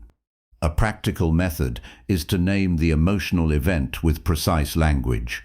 Instead of saying, "Everything is going wrong," identify what is actually happening. I am disappointed because the result was different from what I expected. I am anxious because I do not know what will happen. I am angry because I believe someone treated me unfairly. I am embarrassed because I made an error in front of other people. Precise language reduces the tendency to turn one event into a broad conclusion. Once you understand the emotion more accurately, you can ask what action, if any, is appropriate. Journaling can help when emotional distraction repeatedly interferes with concentration. You do not need to write pages of personal reflection. Record the event, the emotion, the interpretation you immediately created, and the action you believe is reasonable. This process separates facts from assumptions. You may discover that the actual event was small, while your interpretation became much larger. Or you may discover that a legitimate problem requires action that you have been avoiding. Either result is useful because attention improves when your mind no longer has to keep the issue unresolved. Another important skill is learning to return without demanding emotional perfection. You may sit down to work while still feeling worried. You may begin studying while disappointed. You may continue a task while carrying frustration from an earlier conversation. Focus does not require you to feel calm before you begin. If you make emotional calm a prerequisite for action, your responsibilities become dependent on your mood. Instead, allow the emotion to exist while choosing the next appropriate behavior. You do not need to solve every feeling before completing today's work. This principle becomes especially valuable during setbacks. When something goes wrong, the mind often wants to spend excessive time explaining why it happened, who was responsible, and what should have been different. Some reflection is useful, repetition is not. Once you have extracted the lesson and identified the next action, continuing to replay the event may no longer serve you. You cannot revise an event by thinking about it another 100 times. You can only decide what you will do with what happened. Resilience depends partly on knowing when reflection has produced enough information and action should begin. You can strengthen this skill by creating a deliberate response rule for emotionally charged situations. When you notice that you are highly angry, anxious, or embarrassed, do not make unnecessary decisions immediately. Give yourself time when circumstances allow. Move your body, drink water, take several slow breaths, write down what you want to say without sending it. Return to the situation after your emotional intensity has decreased. The purpose is not to suppress emotion. It is to prevent temporary intensity from creating permanent consequences. As you become better at managing emotional triggers, you may notice something important. Many distractions are not asking for attention because they are important. They are asking for attention because they feel unresolved. Your mind wants closure. It wants certainty. It wants reassurance. It wants justice. It wants to know what another person thinks. But life does not always provide immediate answers. Mature attention requires the ability to continue acting responsibly while some questions remain unanswered.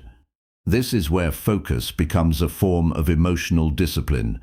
You are no longer asking, "How can I make myself feel completely calm?" You are asking, "What is the right action while I feel this way?"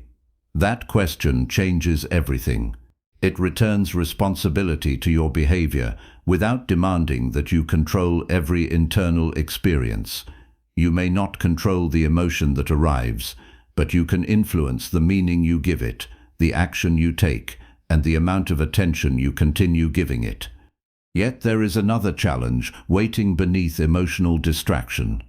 Even when you manage your reactions well, you still make decisions throughout the day. Every decision consumes some degree of mental effort, and too many competing choices can quietly weaken your ability to think clearly. You may believe you need more discipline when what you actually need is fewer unnecessary decisions. The next step is learning how to protect your focus by reducing mental switching and making important choices with greater clarity. Chapter 8. Strengthen decision-making by reducing unnecessary mental switching. You can lose concentration without being distracted by anything obvious. You may be sitting quietly with your work in front of you, yet your mind keeps moving between decisions. Should you answer that message now or later? Should you finish this task or begin another? Should you change your schedule? Should you research another option? Should you buy something you need today or wait? None of these questions seems large enough to derail your attention, but dozens of small decisions can leave you mentally exhausted before the work requiring your best judgment even begins. This is why focus is connected to decision-making. When your mind is repeatedly forced to choose between competing options, it becomes harder to remain deeply engaged with any one responsibility. The solution is not to eliminate thinking. It is to stop spending serious thought on decisions that do not deserve it. Mental switching happens whenever you move from one problem, context, or objective to another. You might spend 20 minutes writing a report, then switch to a message, then check a calendar, then return to the report, then remember a financial task, then open a spreadsheet, and finally return to writing. You may believe you are handling several things efficiently because each activity receives attention, but every transition requires your mind to reconstruct what you are doing, what remains unfinished, and what should happen next. The work itself may take less time than the repeated process of mentally re-entering it. This is especially costly when the task requires reasoning, creativity, memory, or careful judgment. A common example appears in the workplace. Imagine someone responsible for managing several projects. During the morning, they receive questions from different teams. They answer one, open another document, check a deadline, respond to another person, return to the first project, and then remember an unfinished task from yesterday.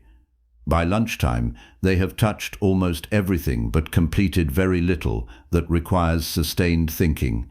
Their problem is not laziness, it is excessive context switching. Every new request changes the mental frame. Eventually, the person becomes tired of deciding what deserves attention next, so they begin choosing whatever feels easiest in the moment. This is where predefined rules become useful. A rule reduces the number of decisions you must make while your attention is already occupied. You might decide that routine messages are handled during specific periods rather than throughout the day. You might decide that certain types of purchases are evaluated using a fixed budget. You might establish that meetings are not accepted during protected work periods unless they concern a genuine priority. These rules are not meant to control every part of your life. Their purpose is to reserve your mental energy for decisions that actually require judgment. The same principle applies to ordinary personal choices. If you repeatedly spend 10 minutes each morning deciding what to wear, what to eat, when to exercise, and when to begin working, the small choices accumulate. None is harmful, but they consume attention before the day has properly started. Simplifying recurring decisions can create more mental space. Prepare certain things in advance. Keep a small number of reliable options for routine needs. Establish regular times for activities that matter. When a decision does not significantly affect your future, do not treat it as though it deserves extensive analysis. There is also a difference between reconsideration and indecision. Reconsideration is valuable when new evidence appears. Indecision occurs when you repeatedly reopen a question without meaningful new information. You choose between two options, then question the choice, research more, ask another person, compare again, and eventually return to the original conclusion. This can feel like careful thinking, but sometimes it is simply discomfort with uncertainty. The mind keeps reopening the decision because it wants complete confidence. Complete confidence is rarely available. Responsible decision-making often means identifying the information that matters, evaluating it honestly, and accepting that some uncertainty will remain. A useful practice is to define a decision deadline and a decision standard before researching endlessly. Suppose you are choosing a new computer. You can compare specifications for days because there will always be another review, another model, or another opinion. Instead, determine what features actually matter for your work. Establish your budget. Compare a reasonable number of options and make the decision once the criteria are satisfied. The goal is not to find the theoretically perfect option. It is to make a sound decision without allowing a low-consequence choice to consume the attention required for higher consequence responsibilities. This becomes even more important when you are making decisions under pressure. Stress can narrow attention and make immediate relief feel more valuable than long-term consequences. You may accept an unnecessary commitment simply because saying no feels uncomfortable. You may make an impulsive purchase because it provides temporary satisfaction. You may send an angry message because expressing the emotion feels urgent. Reducing mental switching gives you more opportunity to notice what is happening.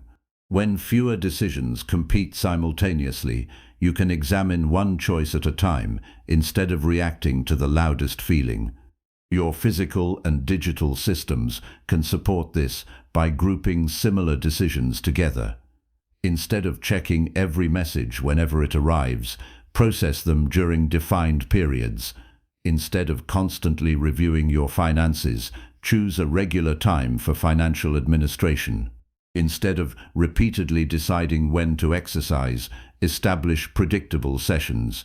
Instead of searching for meals every day, create a small set of reliable choices for busy periods. Grouping similar tasks reduces the number of times you must change mental context. It also makes your day more predictable, which allows more attention to remain available for demanding work. There is a deeper psychological reason this matters. Every unfinished decision creates a small amount of mental tension. When several decisions remain unresolved, your attention can move between them even when you are trying to focus elsewhere. You may be reading a book while thinking about an appointment. You may be working while wondering whether to accept an invitation. You may be studying while considering whether you should change your schedule. Writing these decisions down and assigning them a place in your planning process can reduce this mental interference. You are not solving every problem immediately. You are giving each problem a defined place where it can be addressed. Another powerful practice is deciding what you will not reconsider. This may sound rigid, but it can be liberating. If you have already chosen a reasonable routine and it is working, do not redesign it every week because you saw a new productivity method. If you have established a budget, do not repeatedly reopen it because you feel temporarily tempted.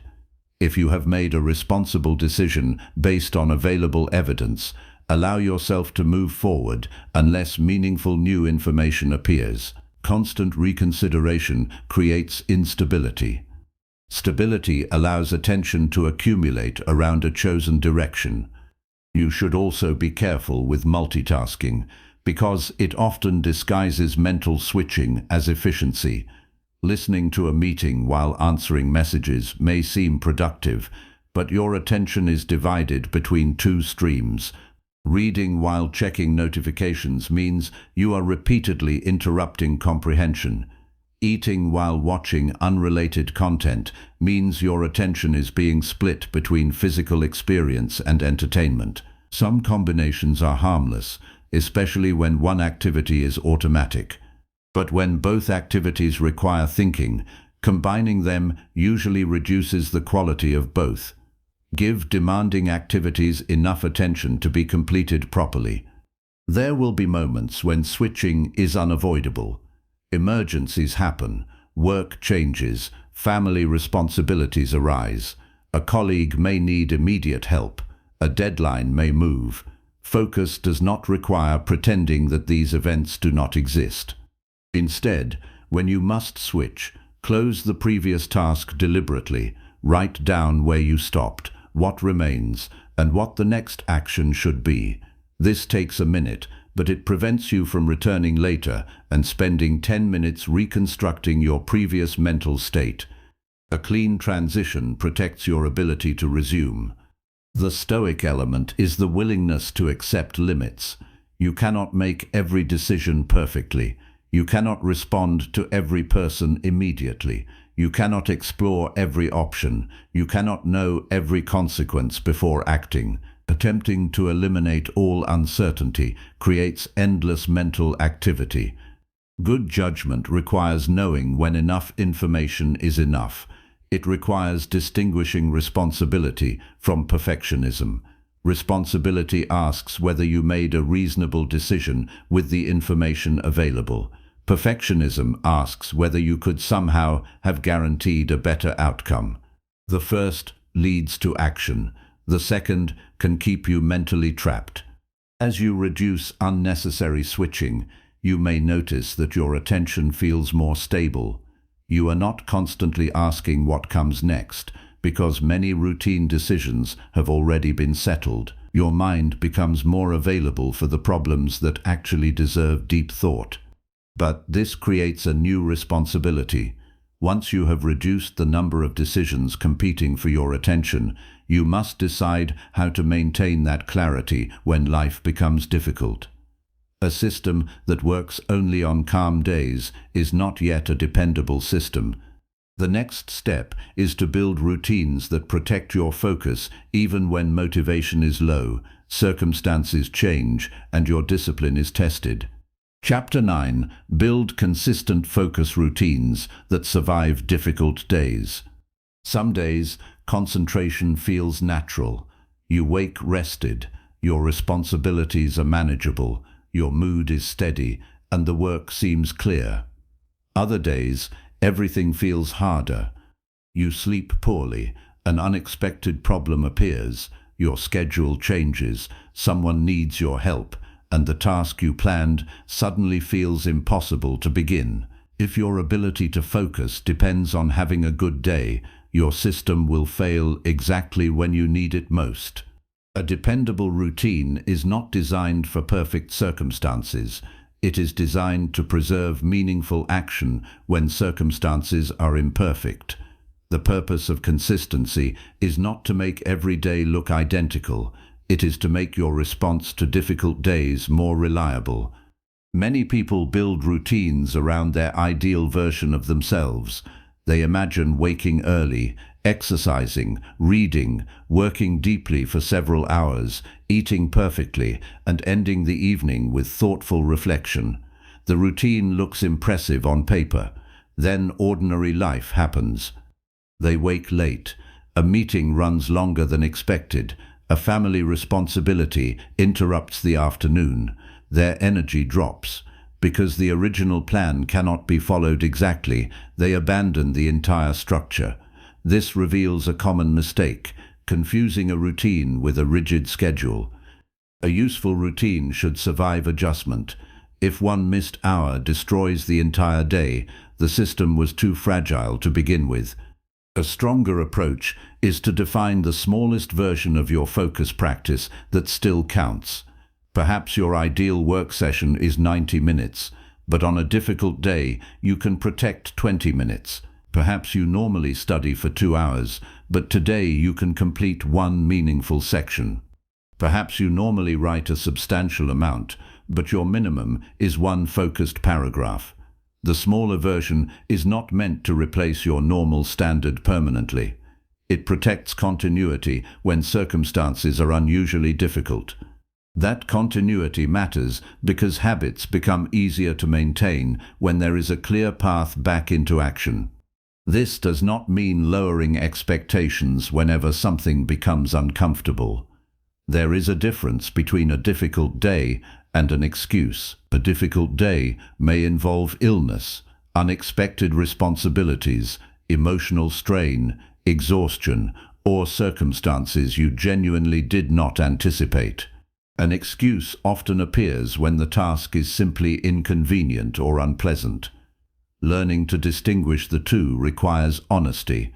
If you are avoiding the work because it is difficult, reducing the session may help you begin, but abandoning the responsibility entirely may strengthen avoidance.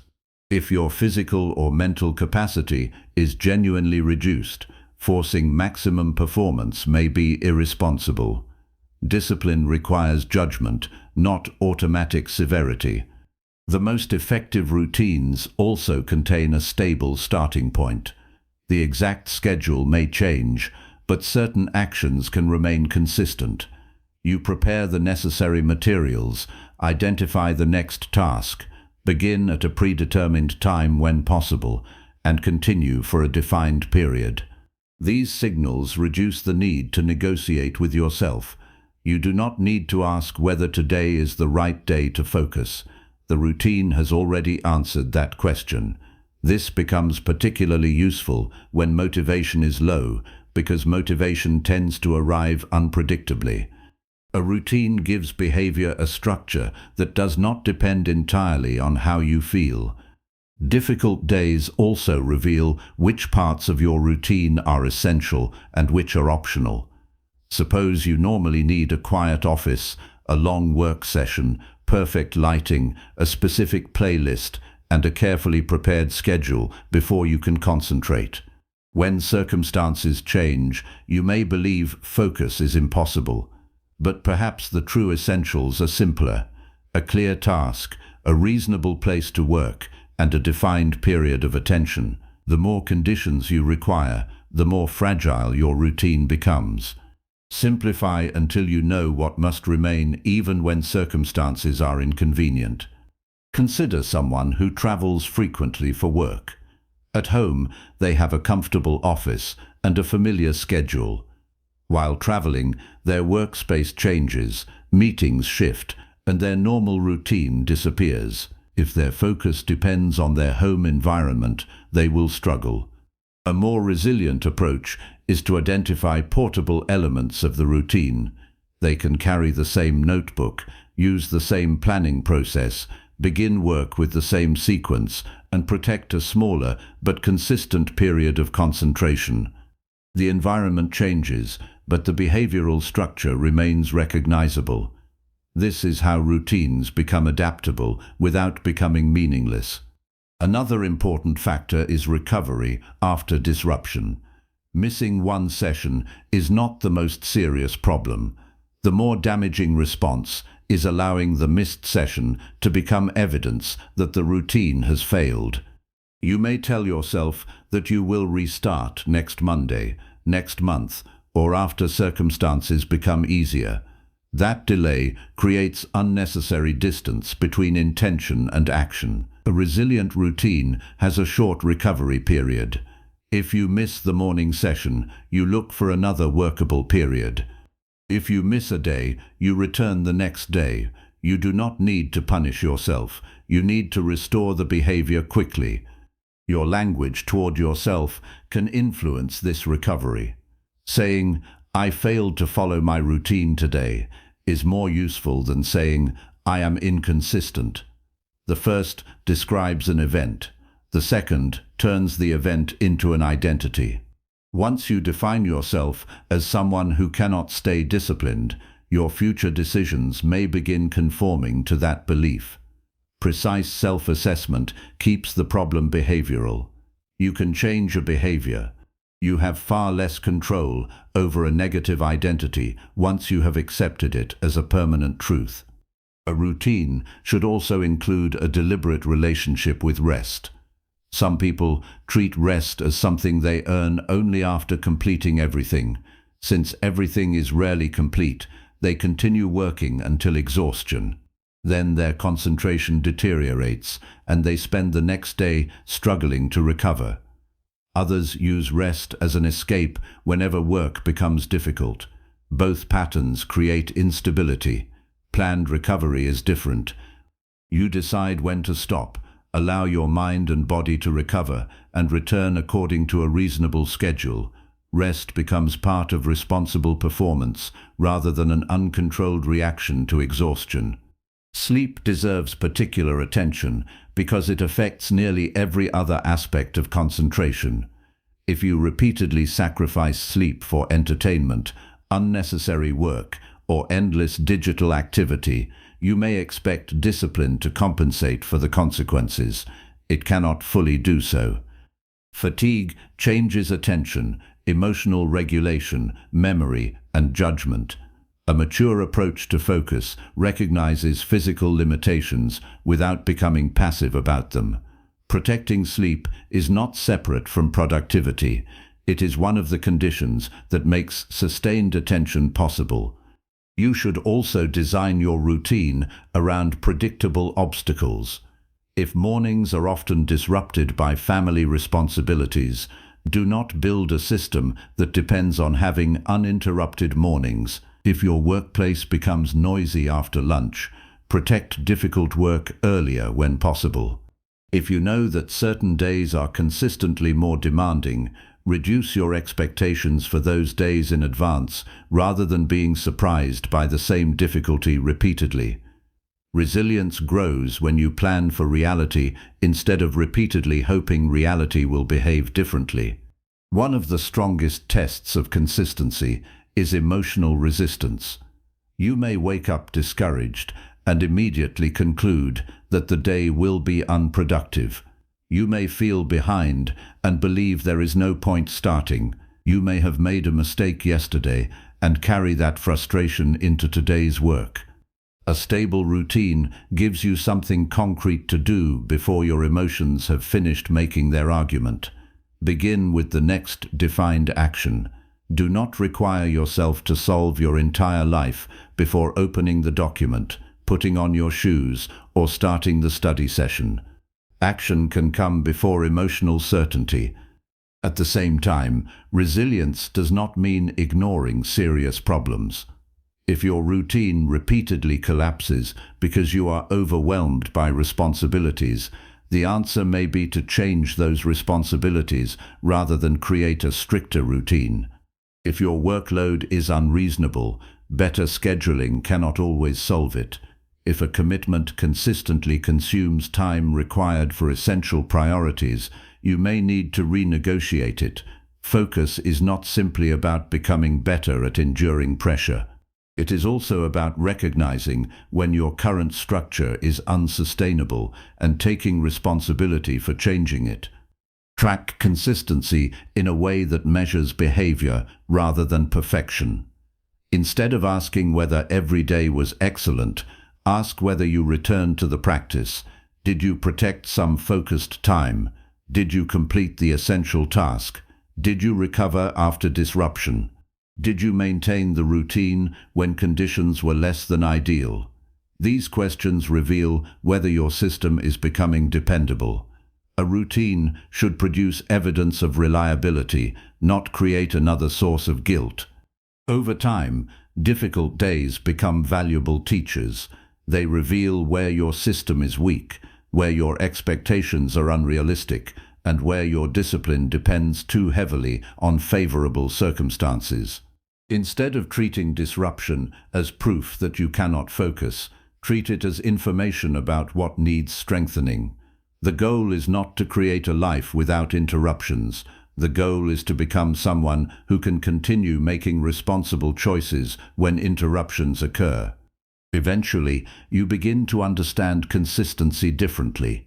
It is not doing the same amount of work every day. It is returning to the same values repeatedly, even when the conditions change. Some days you will produce a great deal. Some days you will protect only the minimum. What matters is that your attention does not completely disappear whenever life becomes difficult. But once your routines become reliable, another question emerges. If your focus can survive difficult days, what should you ultimately use that focus to accomplish? A strong routine can protect your attention, but attention itself is only a resource. The final challenge is learning how to direct that resource toward a life that deserves it. Chapter 10. Apply focused living principles to protect your attention long term. Eventually, focus stops being something you practice only when you have an important project. It becomes a way of deciding how you want to live. You begin noticing that attention is present in almost every meaningful choice you make. What you read, what you watch, who you listen to, what conversations you continue, what responsibilities you accept, and what thoughts you repeatedly entertain all influence the direction of your life. You cannot give everything equal attention because your time is limited and your mind has limits. Focused living begins when you accept that reality without resentment. You stop asking how to fit more into every day and start asking whether what occupies your day deserves to be there.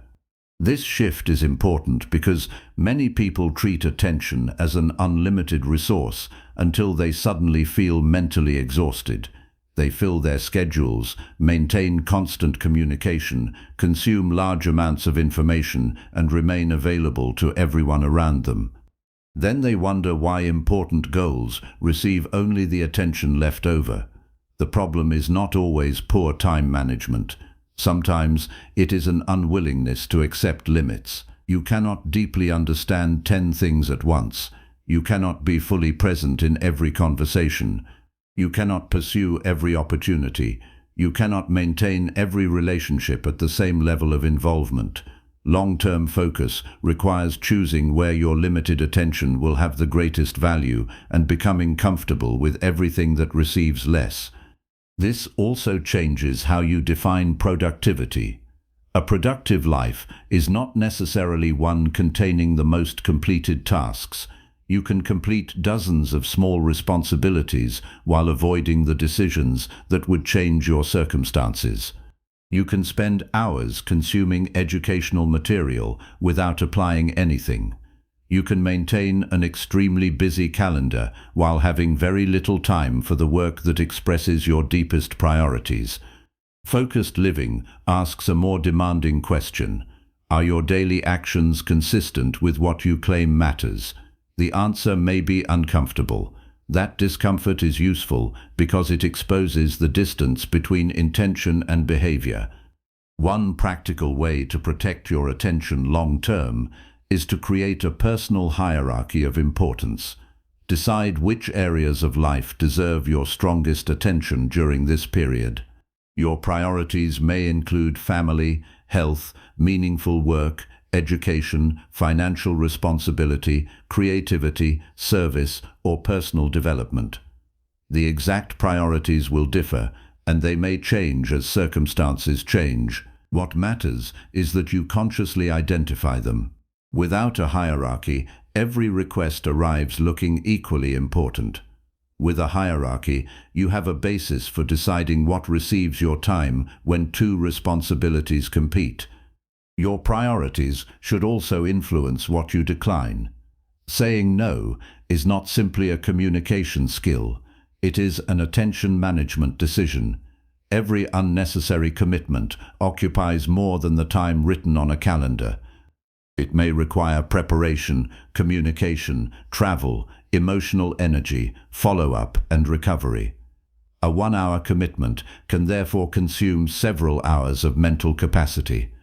Before accepting something, consider not only whether you have an empty space in your schedule, but whether the commitment deserves a portion of your attention. You may discover that many activities are attractive in isolation, but harmful when combined with everything else you have already accepted. Focused living also requires regular review because circumstances change. A routine that was useful 6 months ago may no longer fit your responsibilities. A goal that once mattered may have become less important. A digital habit you successfully reduced may slowly return. A relationship may require more attention. A professional responsibility may become more demanding. If you never review your life, old commitments can continue consuming attention simply because they were once chosen. Set aside time periodically to examine where your attention has actually gone. Compare that reality with what you intended. The purpose is not self-criticism, it is correction. There is value in creating periods that are deliberately protected from external demands. These may be daily periods for concentrated work, weekly periods for planning, or occasional periods with reduced digital activity. The exact structure matters less than the principle of deliberate availability. If everyone and everything can access you at any moment, you never fully control your attention. Protecting time does not make you antisocial or unproductive. It creates space in which your own judgment can operate without constant external pressure. Long-term focus also depends on what you permit during leisure. Rest should not automatically mean maximum stimulation. If every break is filled with rapid entertainment, your mind may remain active even though you are technically not working. Consider activities that allow your attention to settle rather than constantly change. Walk without checking your phone. Read something slowly. Spend time with people without dividing your attention.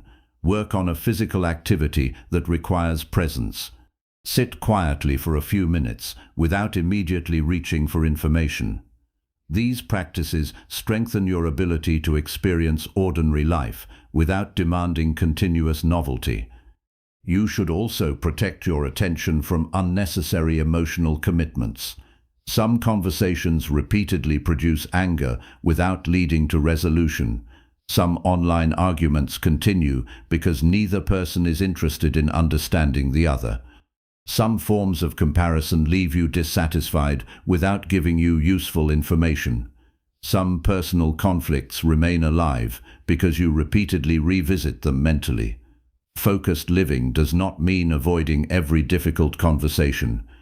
It means recognizing when continued attention is producing something valuable and when it is simply consuming emotional energy.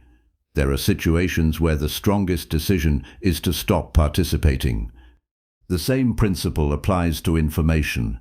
You do not need to know everything that happens. You need to know what is relevant to your responsibilities and values. A person who consumes every development may feel informed while becoming less capable of sustained thought. Information can become a substitute for understanding. Give yourself enough knowledge to make responsible decisions, then step away from the stream. Read deeply instead of constantly scanning. Choose reliable sources instead of chasing every opinion. Allow yourself to remain unaware of subjects that have no meaningful connection to your life. Intellectual maturity includes knowing what not to investigate. Focused living also requires accepting periods of uncertainty. There will be times when you cannot know whether a decision will succeed, whether someone will respond positively, or whether a long-term effort will produce the result you want. During these periods, your attention may be tempted to search for certainty. You check, compare, analyze, and reconsider. But eventually, the only productive choice may be to act responsibly and accept the outcome. The Stoic perspective is valuable here because it directs attention toward conduct rather than guarantees. You can control the seriousness with which you prepare, the honesty of your actions, and the effort you give. You cannot control every result. There will also be seasons when your priorities need to change. Focus does not mean becoming permanently attached to one objective. A parent caring for a newborn may have different priorities than someone preparing for an examination. A person beginning a new career may temporarily devote more attention to learning. Someone recovering from a major setback may need to reduce commitments and rebuild stability. Long-term attention requires flexibility without losing intentionality. The question is not whether your priorities ever change. The question is whether they change because you have thoughtfully reassessed your circumstances or because the loudest demand happened to capture your attention. One of the clearest signs that focused living is becoming part of you is that you begin making decisions before distractions appear. You know when you communicate, when you work, when you rest, when you learn, and when you are available. You do not need to negotiate every choice from the beginning every day. Your values have become connected to your routines. This creates a kind of internal order. You still encounter unexpected events, but they no longer completely redefine your day. You can adjust without abandoning your direction. It is also important to protect your attention from becoming another source of perfectionism. You will lose focus sometimes. You will waste time. You will become emotionally reactive. You will spend an evening doing something that did not deserve your attention. You will occasionally break your own rules. The goal is not to become someone who never becomes distracted. The goal is to notice sooner, recover faster, and make better decisions more often. A sustainable practice leaves room for ordinary human imperfection.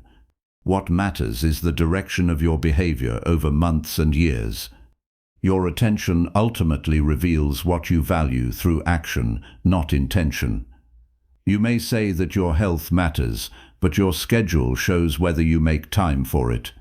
You may say that your family matters, but your presence determines whether they experience that value. You may say that learning matters, but your habits reveal whether you regularly engage with difficult material. You may say that your future matters, but your daily choices show whether you are willing to invest attention in it. This is not an invitation to judge yourself harshly. It is an invitation to become honest enough to make changes.